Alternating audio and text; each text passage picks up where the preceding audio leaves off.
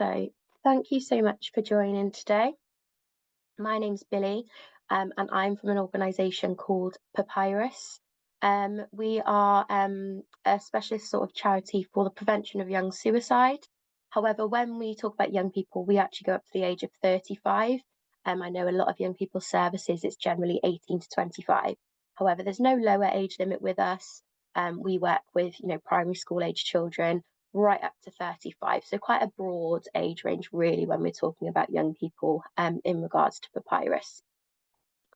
So a little bit about me and Papyrus and today's session. So I started working for Papyrus just under 2 years ago. Previously, I was working for another charity, which was sort of in mental health. I have a sort of personal background, both with my own experiences of sort of mental illness and sort of thoughts of suicide, and also as a caring role. So I've cared for people professionally and personally in my personal life who have had thoughts of suicide. And I did sadly lose a friend to suicide in 2019. It came as a big sort of shock. And that was really what set me on the path of this kind of being the job. Really, I wanted to get more into sort of suicide prevention. That was really what set me down that passion, specifically out of all of the kind of mental illness, mental health kind of field. That really set me on suicide prevention. And my story is kind of similar to Papyrus in that it was lived experience that sort of started me on this work. So Papyrus was founded in 1997 by a group of parents led by a mother called Jean Kerr. They were all sort of from north of England and North Wales, and they started meeting under the name the Parents Association for the Prevention of Young Suicide. And they were all sadly bereaved through suicide. So the youngest child that had been lost was age 13 and the oldest was 34.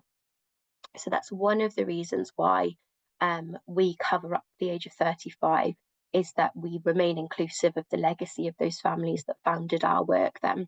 So all of our work really is grounded very much in that lived experience and using our lived experience to help others. What this group of parents noticed when they were looking at the different organisations that were out there around suicide was that they were these fantastic organisations, but they were all on the side of bereavement support. So they were, a suicide had already happened at that point, and they were responding to a suicide and supporting those that were impacted. And what Jean Kerr and this group of parents wanted to do was start an organisation that was still on the other side of things, where there was still actually a hope that the suicide may never happen. We can prevent the suicide from even happening in the first place. And that was really their message when they started Papyrus. And that hope is what continues our work today. That is our ethos then, really, as an organisation. So today's session is our sort of 30-minute just awareness raising session, and then time for questions at the end. So we have it's suicide prevention, awareness, resource, knowledge. So we're about to just show you one of our sort of videos that gives you a bit more of a message about who we are as an organisation. Then we were going to run through the current issue of suicide in the UK, so the most up-to-date statistics that we have for suicide, just to raise our awareness about maybe how prevalent it is in the community, and then what resources are available, and a bit of knowledge about where we can find them, how we can use them, and what training might be available and what support as well. So if you are someone that this is something that you struggle with, or you are worried about someone who may be struggling with this, you should leave today's session with a bit more awareness, resources and knowledge around how you can support yourself or that person, where you can get that help then. So that's really the aims of today's session. So I'm going to play a short video for you now, and then we will look at some of those figures then. Life. We're here to help young people keep living it. To flourish in it. To grow with it. To see the beauty of it. To never think there's no choice but ending it. We exist to shatter stigmas, to open uncomfortable dialogues, To be an ear when that's all that's needed. to help them find their way from an end to a start. When suicide is preventable, we believe in doing everything to prevent it. we understand young people like few others can. Hope given. Fights won.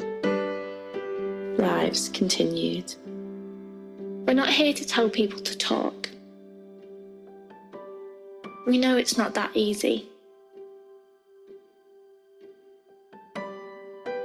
we're starting conversations that aren't easy to start. Breaking down the barriers that often stand in the way. Not just speaking to, but speaking with young people. Constantly evolving the way we communicate, as they do. We'll be where they are to turn to when there's nowhere left to turn.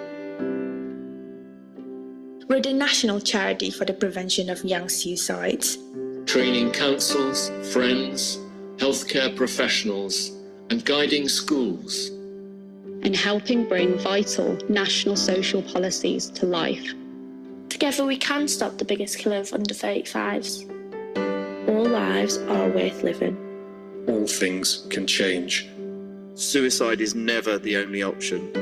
We're here to make sure young lives become long lives. We are the virus!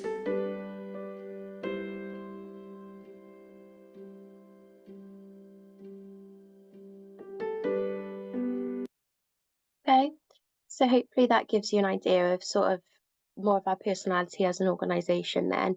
You may have noticed in that video that we share the fact that this is the biggest killer of the under 35s in the UK. So some people are aware of this, some people aren't.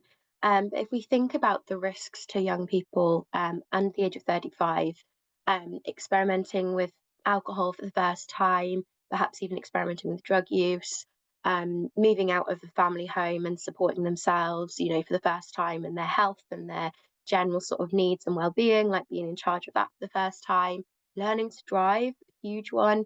We're hearing about the dangers constantly at the moment. It seems like it's in the news about, you know, these campaigns about young people not being allowed maybe passengers with them in the car and that sort of thing. But that's not the biggest killer of young people. The biggest killer of young people in the UK is suicide. And so it's just that we're not seeing that matched in the UK, really, that level of awareness and conversation, and even like legislation towards suicide prevention. So that's one of our sort of aims as an organisation, is to get that message out there and to start making that a bit more known. So looking at the current figures for the UK, so there's a backlog currently with the coroner's courts from COVID still. So when we say that these are the UK suicide rates for 2023, we say that with an awareness that some families that we work with or that we know personally, they've lost people sort of in 2020, and they still haven't been through a coroner's court yet. So they still aren't registered suicides. And so whatever year those deaths are registered in, it will go down as a death for that year, a suicide for that year. So we look at these figures because they are the only thing we've got really to give us a picture on suicides in the UK, but just with that awareness that they aren't quite a full, complete picture. And we're sort of still in 2023 figures because of that backlog. So even though we're now, you know, start of 2025, which feels a bit crazy to say, we still don't have the full 2024 figures yet. So we're still looking at the 2023 figures. And actually, we only just got these fairly recently for every kind of nation within the UK. So that gives you an idea on kind of where we are with the figures. But if we have a look at them, then total number of registered suicides of all ages, and that was 7,468. So what this does mean is that in the UK in 2023, we lost about 4.5 times more people to suicide than in collisions on the road. So again, we think about in Wales in particular, we've had a lot of legislation and changing with the speed limits and road safety and all of this sort of thing. Again, like I said, with the whole, can people under a certain age have passengers in the car, or, you know, with a certain amount of years of passing your test, should you not be allowed to have passengers, all of that sort of thing. Actually, we're losing sort of almost 5 times more people to suicide of all ages, not even just under 35s. So when are we going to see that kind of much attention towards suicide prevention? Total number of registered suicides of young people under the age of 35, and that is 1,840. So about 25% of suicides in the UK will be those under the age of 35. And through the age ranges, it's normally about 3/4 of those lost to suicide are men, and about 1/4 are women, and it fluctuates a little bit, tiny bit, you know, depending on different age ranges. So within sort of the under 20, within the sort of 25 to 29 age range, we get slightly more, so it's about 30% rather than 25% are female. So there are, you know, in some age ranges it varies slightly, but generally as an overall picture, we're looking at about 3/4, 75% would be men and 25% would be women. However, if we look at attempts, then we have many more attempts in women than in men. And that may be for a variety of reasons. It may be that maybe the care and the willingness to be able to talk, having a friendship group that can be open, and, you know, that sort of stereotype that men don't talk as much, which I think is changing, but may still be in place a little bit. So perhaps the actual care after an attempt helps maybe women to not maybe reattempt and get to that place again. But also, if an attempt hasn't needed hospital treatment, or has needed hospital treatment but could be disguised as something else, then how do we know that maybe there are some attempts in men that just aren't being disclosed? So again, you know, it might be different, but at the moment with recorded attempts, there are more in women, but deaths than in men.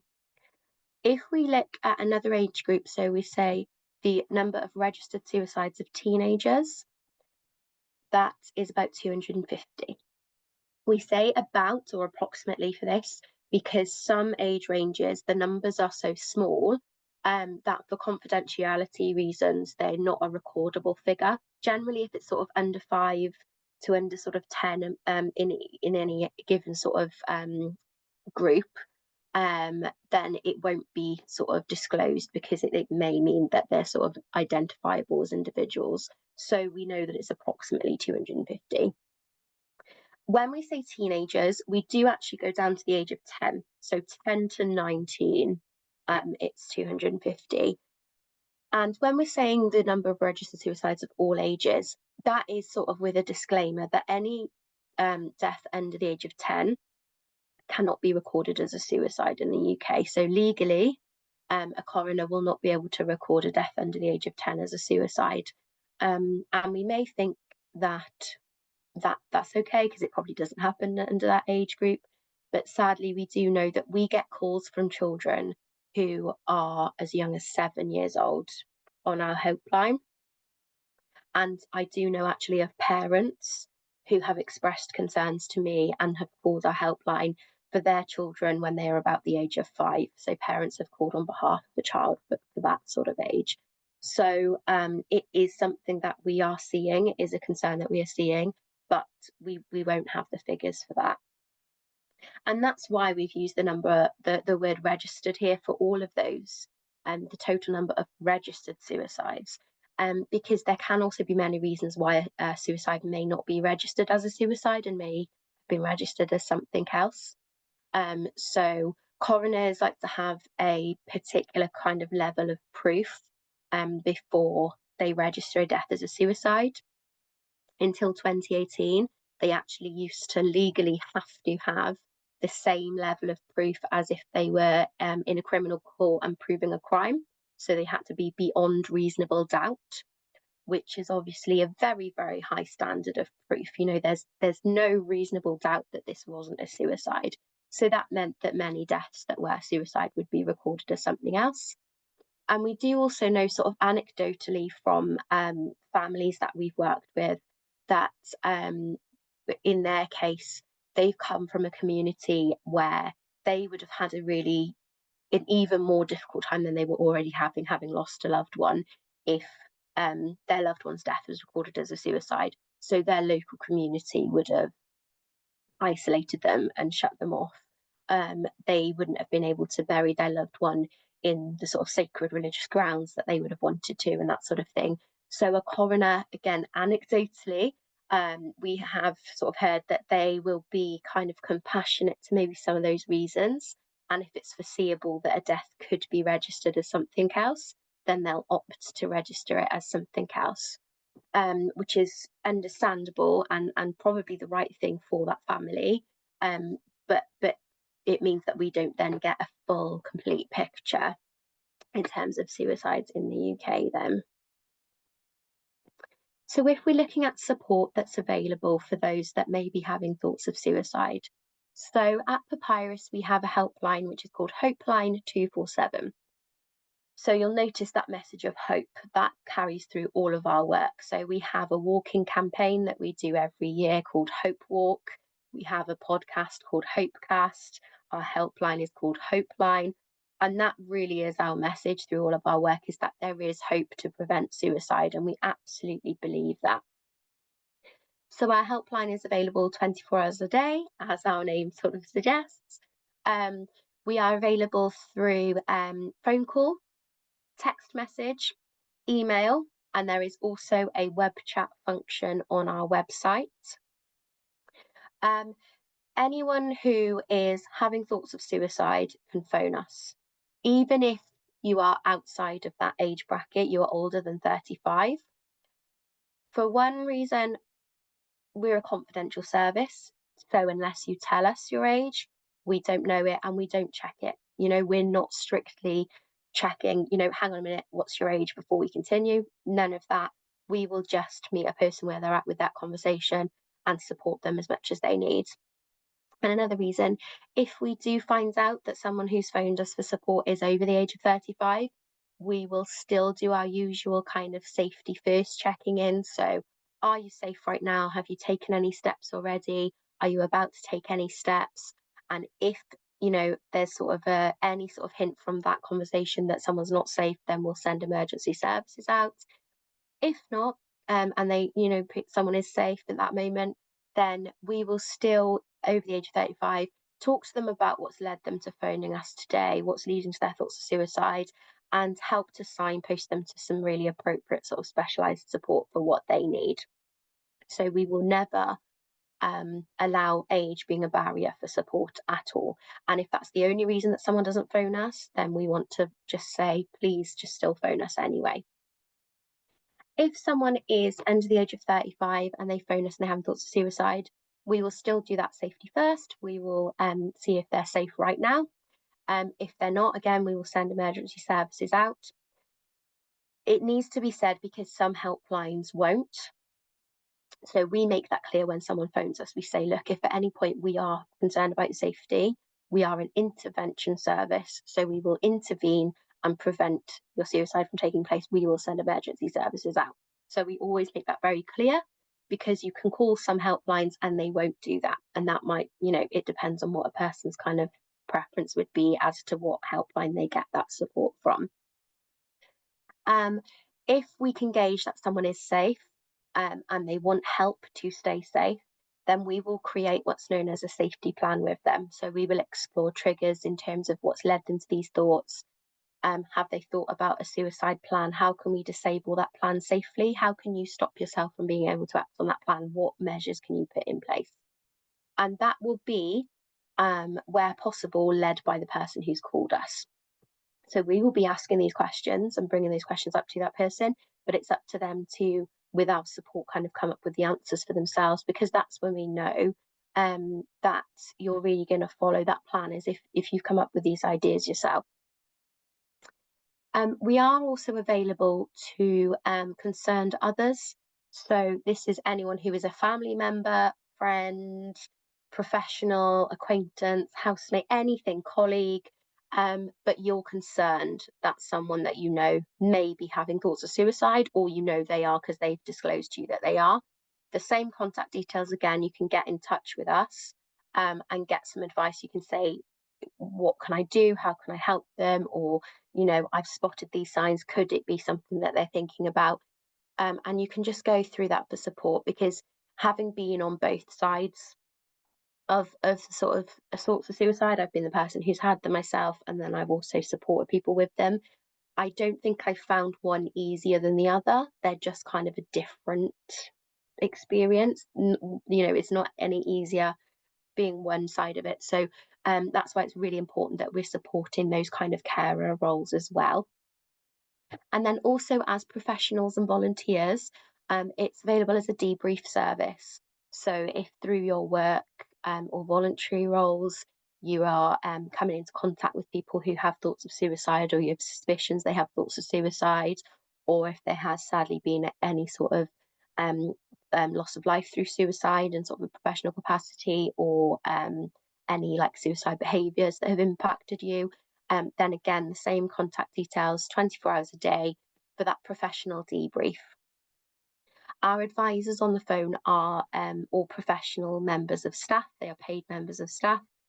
So it's really, you know, with that professional debrief especially, you're just having a conversation with a peer basically that can say, as a professional, yes, I believe you've done the right thing. So it's a really great service there that I know, had I known about it when I was in my other role, I would absolutely utilise this so much. We use Language Line.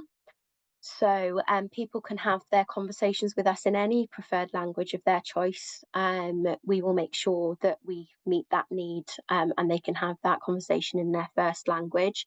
And we also use Zoom to be able to have conversations in British Sign Language. So if someone can get in touch with us and say that their first language is British Sign Language and they need our support, then we can get a Zoom link sent to them and we can set that meeting up, and then we will have that conversation through sign language with them. So it's a really great service. They really want to basically remove any barriers that may be in the way for getting someone support, and to make sure that we can meet them where they are and have that support. If someone creates a safety plan with us, then we can give them 2 random passwords that they can use whenever they get in touch with us, if they get in touch with us repeatedly, and they can say, my password is jellyfish and orange, and then we will find their safety plan under those passwords, and we can say, okay, look, last time you were in touch with us, you said this person kept you safe, or you said that this was a trigger for you and you were going to try and sort of distance. How's that gone? You said that this was your suicide plan. Is that still the case? Are those barriers that we put in place still working? You know, it can be as ongoing a support as possible, considering that it is a helpline service, and it is, you know, we have sort of 3 different centres in the UK. We've got Cardiff, Warrington and London. So, you know, it's as ongoing a service as we can possibly have it. And if people want to just see their safety plan without contacting us, then there's a login link on our website. They can put their passwords in and it will come up there. So hopefully that gives you an idea of some support that would be available there. Equip. So just very briefly, as well as having a helpline and delivering sessions like this, we also deliver training. So that's predominantly my role, is the training role. So we've got lovely sort of happy people here holding up their Assist certificates. Assist is really what the World Health Organization has said is the kind of gold standard, the top tier kind of level for suicide interventions. So we're a provider of this. We didn't develop this. We provide this on behalf of an organisation called Living Works. And so it's actually a global programme. So you could attend an Assist workshop by us in Wales, where I'm based, or in England, or anywhere else in the UK. Or you could attend it in America, Canada, France, you know, anywhere in the world, and it would be the same workshop. You would get the same material. So it's a standardized global model. That runs for 2 days and it's face-to-face and it's very intensive. However, there are also other courses that we do. So particularly in Wales, we do a lot of sort of shorter courses in the community for people who may be concerned about family members or friends, and also for professionals as well that maybe don't need the full 2 days but would like a 90-minute or a half-a-day course on spotting some signs of suicide, how to ask that question, and what do we do if we get a yes, because that's often why we don't ask. It's not because we think we're wrong, it's because we think we're right and we don't know what to do if we get that yes. So we've got that training available. Once I've done the presentation, I'm going to pop in the chat our Wales inbox. So if you've got any sort of needs for any of that training or knowledge, then please get in touch with us and we will do what we can to link you up with a course then. Influence. So we also do some influencing work. So as I said, coroners used to have quite a high burden of proof until 2018. Ourselves and several other organisations were part of that campaign to really highlight that suicide is not a crime anymore. It used to be until sort of the 1960s. So why in 2018 were we still using that criminal standard of proof? So that was a campaign. That's an example of a sort of higher level campaign. Another one would be the online safety bill.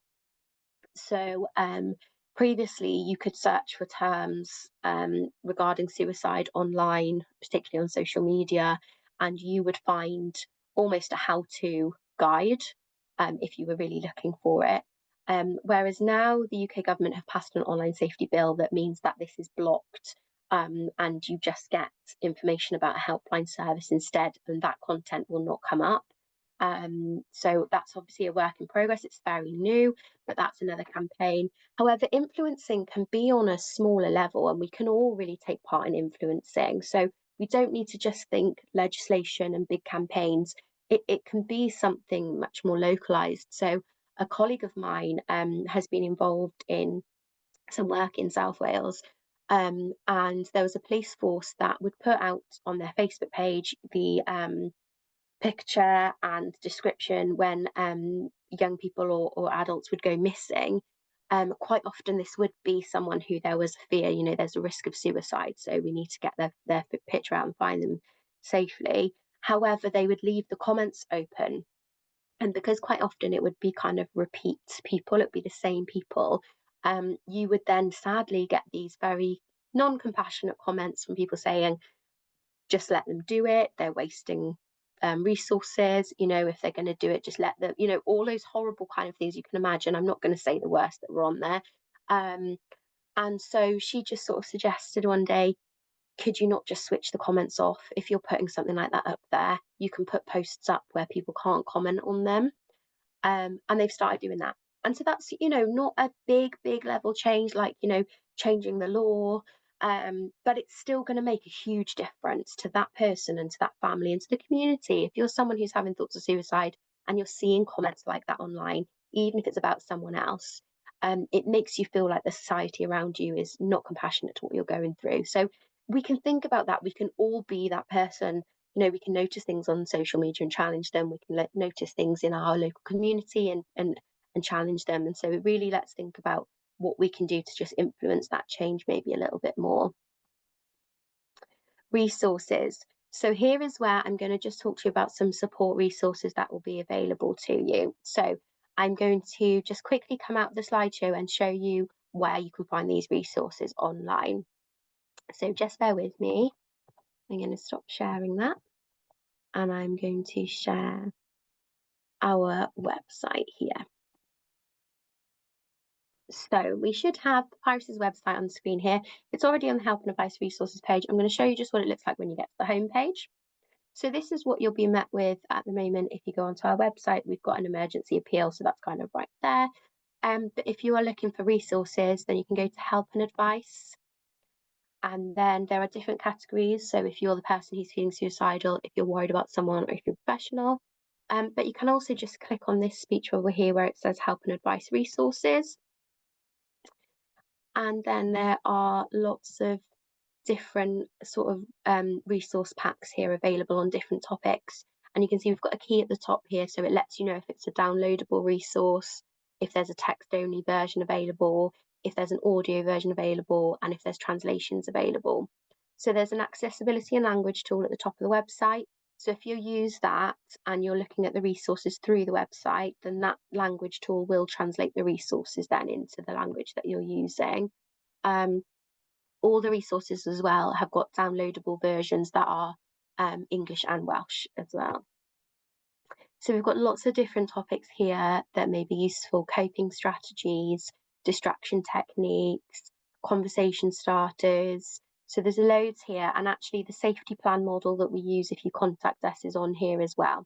So we know that we get a lot of hits to our website that are people who've probably never contacted us, but they're downloading the safety plan and they are using it themselves. So that is always an option there. And there is also, if we pop back to the home page, there is also down here an app library. So all of the apps on there have been tried and tested by us. So we will not recommend an app that we haven't tried out and made sure is safe and appropriate and at a certain quality. And it's all in categories. So you can open the apps library and it will say if you want it for general well-being, or if it's particularly sort of anxiety, or if you're concerned about someone, and they're all sort of there. Excuse me. So that is a fantastic resource as well to use if you need those resources. Another resource that we've all got that we can use at our disposal at any time is self-care. And this word gets thrown around quite a lot and can sometimes become this thing that just means a bit of something or nothing, and it's not really used properly.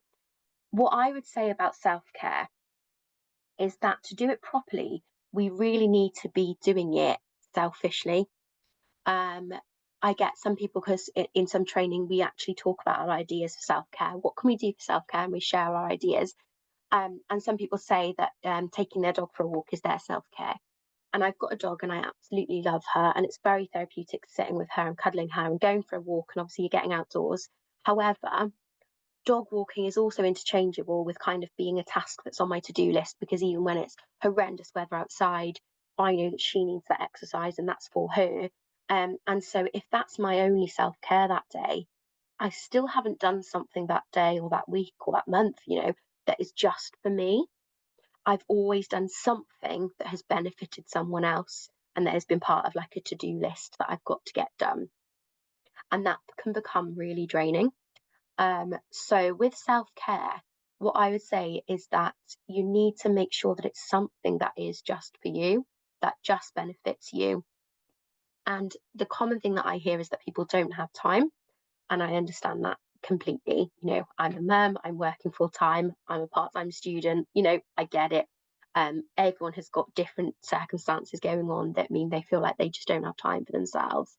And we're in a sort of society that doesn't really encourage us to kind of stop and rest. We're in this kind of achieve and growth kind of society, really. However, I would encourage you to just think, perhaps instead of making yourself a cup of tea and having it while you're tidying or while you're cooking or, all that sort of thing, make the cup of tea and sit with it. And it takes 5 to 10 minutes to just sit and drink a cup of tea or coffee or, whatever drink that you prefer. That can be your self-care that day. Small, tiny amount of time, just sitting and enjoying something like that, rather than thinking, I'll have this, but I'll also do this at the same time. So just little small examples like that.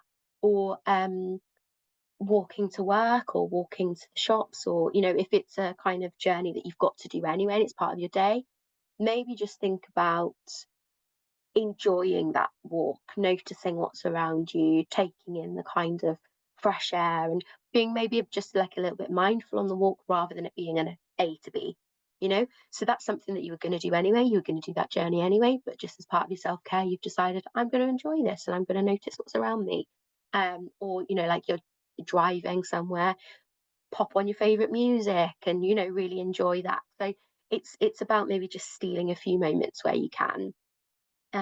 So there's lots of different things that you can do for self-care, and that really is, for us, we talk about it a lot, and I think people maybe don't understand where that comes into our work, but early self-care really is the earliest form of suicide prevention. If we are looking after ourselves, if we're encouraging those around us to take part in self-care and really fulfilling themselves, then they're perhaps going to prevent ever reaching that point of having those thoughts of suicide. You know, if you're making sure that you're not burning out, you're not draining yourself, you are looking after yourself, your mental health and well-being, then, you know, who knows how many lives that saved just doing that sort of thing. Hopefully that makes sense why that's something that we kind of talk about there. So I'm just going to pop back to the presentation quickly, because there's just one last slide here. So there's a QR code there that you can scan on your devices if you want to just have that website there, or you can just look us up, Papyrus UK, and we will come up. But ways that you can get involved with suicide prevention, or that you can support us, so you can promote the helpline, make sure that those that really need us know about us and can access our services. That would be fantastic. Talking about suicide, so that can help for numerous reasons. If in society we're talking about suicide, we might start to see that attention, that focus and that resource that we need. But also for people who are having thoughts of suicide, if they're hearing people talk about it in a really safe, open way, then they're going to feel like they've got people that they can, you know, disclose to safely there. Ooh, sorry, I didn't mean to do that. So in terms of, we can also, we have volunteering opportunities. You can get in touch with me about those. But really just to thank you for coming to this talk. That's already some involvement with us without needing to do anything else. You know, coming and listening today is just fantastic, and I really appreciate your time. So I'm going to pop in the chat. So this is our Wales inbox. So this goes through to our admin officer. And what he does is there's people based across Wales. So I'm based in Ceredigion. I've got colleagues based in Carmarthen, Conwy and Cardiff. So you can pop an inquiry in for anything that you need. And then he'll kind of decide which area maybe is closest to you. And he'll make sure that your message gets to us and gets you in touch with us. And if you wanted to say in that email that you attended a talk by Billy and you wanted to get specifically back in touch with me, then you can also do that. He can get you then in touch with me there. I can see I've got a question here about face-to-face sessions with young people.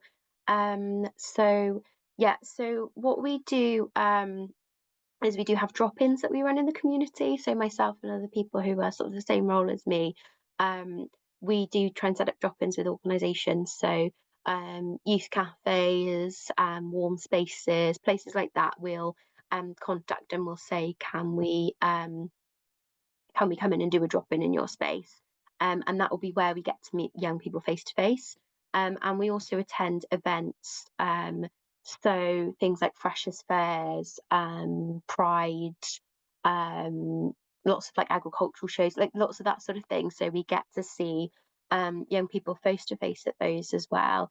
But in terms of like a one-to-one support, then that's through the helpline service. But we can also signpost to other organisations, because we have offices based in very sort of, you know, small local areas. We get teams that get a good knowledge of what support's available very locally.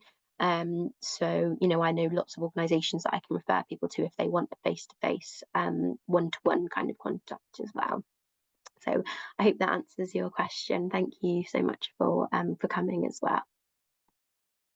Okay, so I think if there's no other questions, then we'll be ready to end the call there. And thank you so much for coming and for your time listening today. I really appreciate it. And I hope you have a lovely weekend.